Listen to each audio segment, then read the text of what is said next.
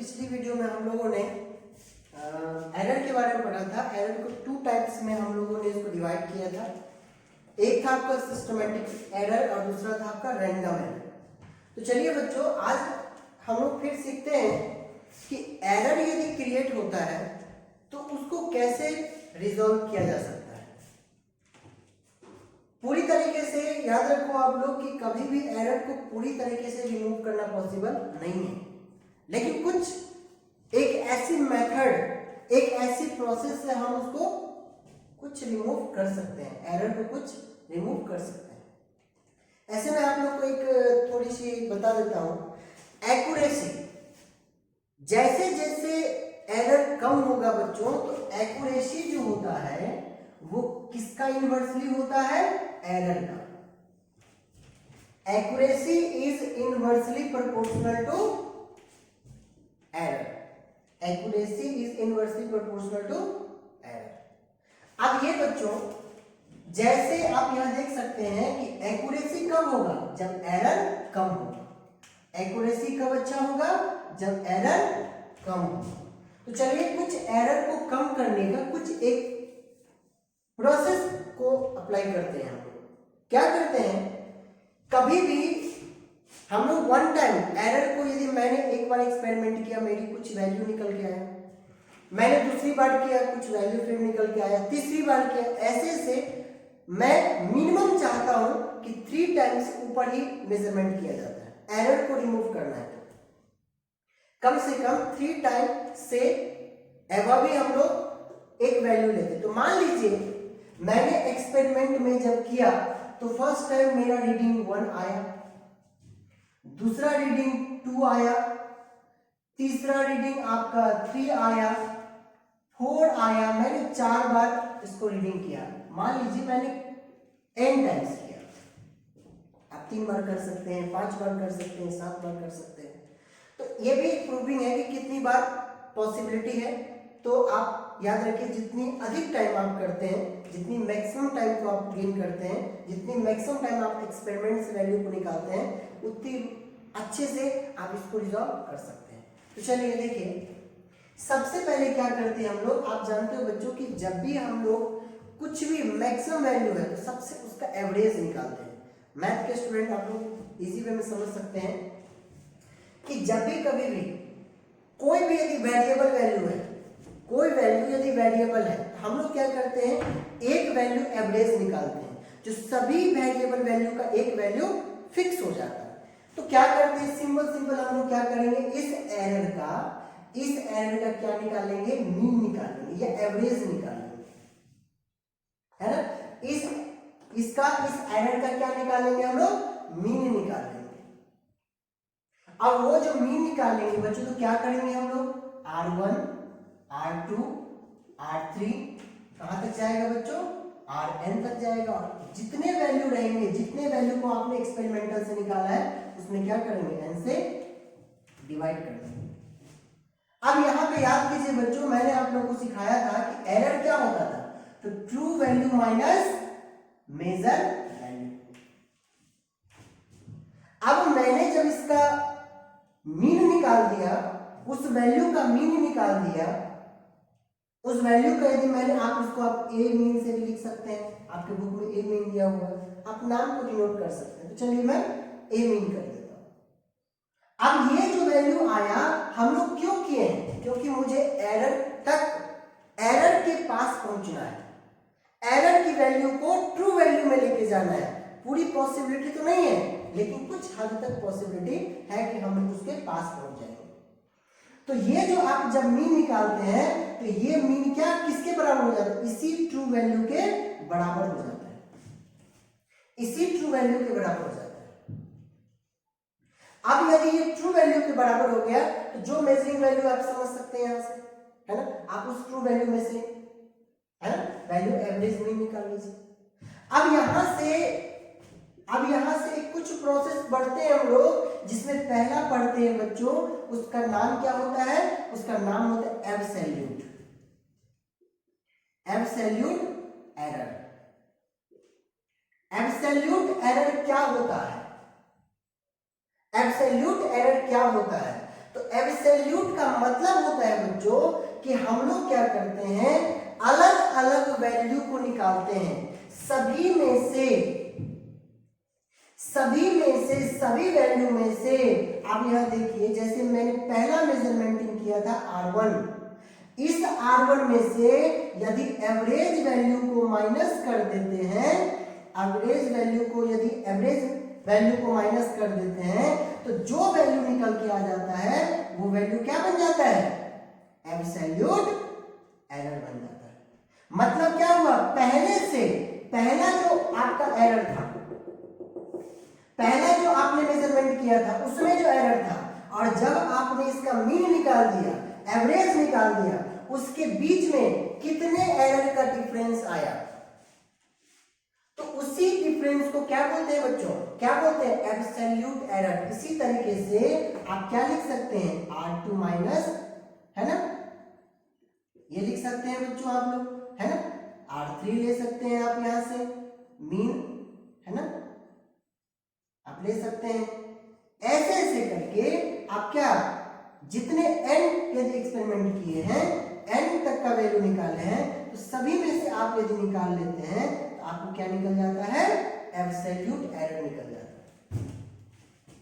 मतलब आप पर्टिकुलर हर एक वैल्यू का डिफरेंस निकाल के ये बता सकते हैं कि मुझे इतना एरर अब बचा हुआ है, मैंने इतने एरर को रिमूव कर दिया है, अब जो बचा है वो एब्सोल्यूट एरर से हम लोग उसको रिमूव करते हैं। अब मैंने क्या किया कि जो सम एरर बचा, del A1, del A2, del A3, del AN, n terms का एक्सपेरिमेंट, अब मैं क्या करूंगा, इसको इसी में दूसरा पार्ट बन जाता है जिसको बोलते हैं बच्चों क्या हम लोग, mean absolute error, mean absolute error. अब मीन एब्सोल्यूट एरर निकालने की क्यों जरूरत पड़ गया, तो क्यों जरूरत पड़ता है बच्चों, यदि मैंने पहले वाले में से जो पहले एक्सपेरिमेंट से जो मैंने वैल्यू निकाला था, एरर था, उसमें मैंने क्या किया, उसकी वैल्यू को कम करके मैंने क्या बना लिया, पहला एक वैल्यू बनाया, दूसरा एक वैल्यू बनाया, मतलब क्या हो रहा है, एरर रिमूव हो रहा है। उसी तरीके से फिर मैं इसका एक वन टाइम्स और क्या कर दूंगा बच्चों, क्या कर दूंगा, इसी का फिर से यदि मीन मैं निकाल दिया, तो इस टोटल वैल्यू का फिर से मीन निकाल देंगे, उससे क्या हो जाएगा, एक प्रोसेस और एरर कम हो जाएगा। पहले प्रोसेस में एरर कुछ कम हुआ, दूसरे प्रोसेस में और एरर कम हुआ, अब तीसरे प्रोसेस में और एरर कम हो जाएगा। तो मैं क्या करूंगा, इसको जितने भी एब्सोल्यूट वैल्यू निकाले हो पर्टिकुलर का, सभी का फिर से वही मेथड अपना लेंगे हम लोग।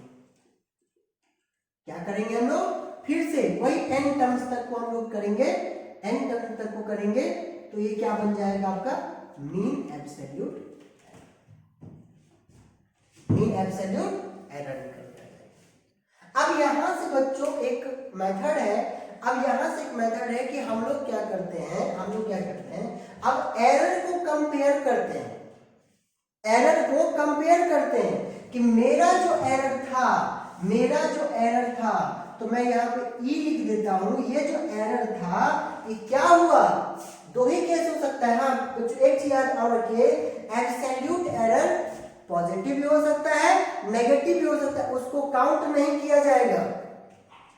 पॉजिटिव मैंने बता चुका है पहले ही कि एरर पॉजिटिव भी हो सकता है, नेगेटिव भी हो सकता है, लेकिन एब्सोल्यूट एरर में हो सकता है कहीं पॉजिटिव एरर बढ़ जाए, कहीं कम हो जाए, इसीलिए कभी इसको काउंट नहीं किया जाएगा। इसीलिए इसको मोड का मतलब ऑलवेज पॉजिटिव, और एब्सोल्यूट का मतलब ही होता है केवल पॉजिटिव होगा। ये याद रखिएगा आप लोग, केवल पॉजिटिव होना चाहिए, ये केवल पॉजिटिव होगा। इसमें इसे मोड लगा देता हूं।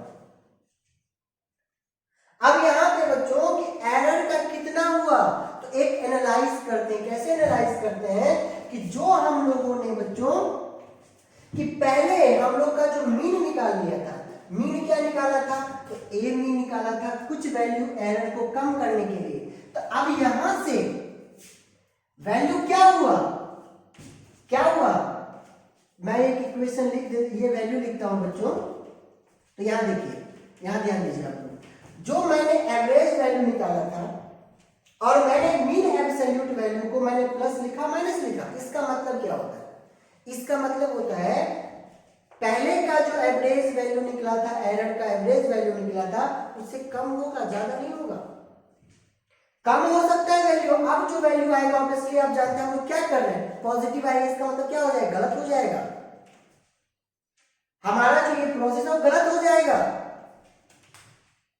तो अब ऐसे आप ये चीज जान सकते हो कि मीन वैल्यू से एरर कम होना चाहिए, तभी तो मैं इतना प्रोसेस अपनाना पड़ा मुझे, और वैल्यू कम करना है। पहली बार मैंने जो एवरेज निकाला, पहली बार जो मैंने एवरेज निकाला, तो पॉजिटिव कभी नहीं हो सकता है, नेगेटिव होगा, एरर और कम हो जाएगा।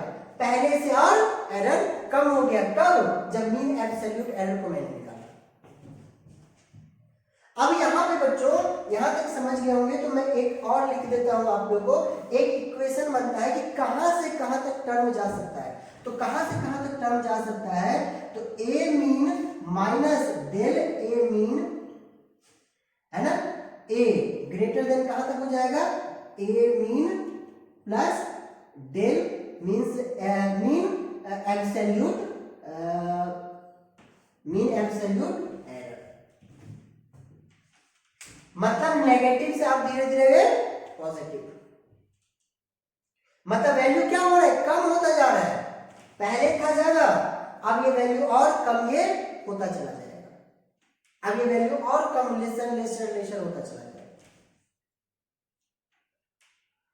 तो देखिए बच्चों, अब यहां तक हम लोग मीन एब्सोल्यूट एरर सीख चुके हैं। चलिए मैं इसको रफ कर देता हूं, आप इसको सीख लेंगे। पहला हम लोगों ने पढ़ा मीन एब्सोल्यूट एरर, इसी का मैंने मीन एब्सोल्यूट एरर निकाल दिया। अब हम लोग पढ़ते हैं बच्चों, अब हम लोग पढ़ते हैं क्या है? रिलेटिव। थर्ड है आपका बच्चों रिलेटिव, रिलेटिव एरर, है ना।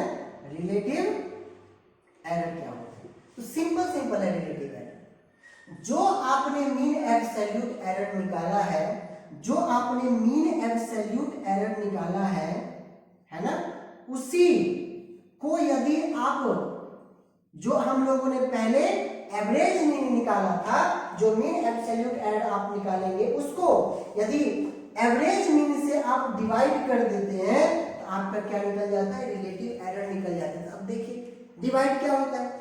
वैल्यू क्या हो गया? वैल्यू क्या हो गया? और कम हो गया है। मतलब जो वैल्यू यहाँ पे लेसर था, यदि आप इस मीन से और डिवाइड कर देंगे तो वैल्यू बढ़ेगा नहीं, वैल्यू और कम हो जाएगी। इसका मतलब क्या हो गया? एरर की वैल्यू और कम हो गया। अब हम लोग एरर को क्या करते हैं? जनरली जब आप एक्सपेरिमेंट करते हो बच्चों, तो कभी भी वैल्यू में नहीं बताते हैं। क्या बताते हैं? 1% एरर बचा है, 2% एरर बचा है। तो सिंपल सिंपल आप बता सकते हैं, थर्ड क्या हो जाएगा बच्चों? थर्ड क्या हो जाएगा? तो परसेंटेज एरर। क्या हो जाएगा आपका? फोर्थ क्या हो जाएगा? Percentage, percentage error, percentage error. Percentage error, इसी रिलेटिव एरर में, जो रिलेटिव एरर आपका क्या था? आपका था क्या? मीन एब्सोल्यूट एरर को यदि आप मीन एवरेज से निकाल लेंगे, जो आप लोग यहां पे निकाल चुके हैं मीन वैल्यू ऑफ एरर का, उसको यदि 100 से मल्टीप्लाई कर देते हैं, तो जो वैल्यू निकल के आएगा वो क्या निकल के आ जाएगा? आपका परसेंटेज एरर। क्या निकल के आ जाएगा? Percentage error. तो हम लोगों ने क्या किया? रिमूव करने के लिए सबसे पहले एवरेज निकाला। सबसे पहले क्या निकाला? एवरेज निकाल लिया। दूसरा हम लोगों ने क्या किया? अब उसको कुछ और प्रोसेस से, और तो मैंने एक स्टेप लिया, उसको नाम क्या दिया जाता है? एब्सोल्यूट। एब्सोल्यूट में क्या करते हैं? पर्टिकुलर एक एक वैल्यू का, एक एक एक्सपेरिमेंट का, एक एक वैल्यू का एरर को अलग करते हैं, एरर को अलग करते हैं। पहला था तो मैंने क्या किया? पहले एक्सपेरिमेंट में से मैंने R1 में से जो एवरेज था उसको माइनस कर लिया, तो पहले में से जो एरर था कुछ कम हुआ, दूसरे में से फिर मीन को माइनस किया तो दूसरा कम हुआ, फिर उसी एब्सोल्यूट वैल्यू का मैंने क्या निकाल लिया? फिर से एवरेज निकाल दिया। तो मेरा क्या निकल गया? मीन एब्सोल्यूट एरर एरर निकल के आ गया।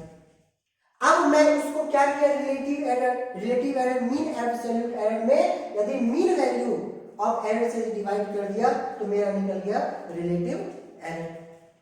तीसरा फोर्थ परसेंटेज एरर। तो जनरली आप जानते हैं परसेंटेज एरर में जो वैल्यू आया रिलेटिव का उसको यदि 100 से मल्टीप्लाई कर दीजिए तो क्या किसमें कन्वर्ट हो जाएगा, परसेंटेज में कन्वर्ट हो जाएगा। अब इसके बेसिस पे एक क्वेश्चन है बच्चों जो पूछा जाता है आप लोगों से, एब्सोल्यूट एरर, आपका मीन रिलेटिव एरर, 4 टाइप का एरर को आपको फाइंड करने के लिए पूछा जाएगा।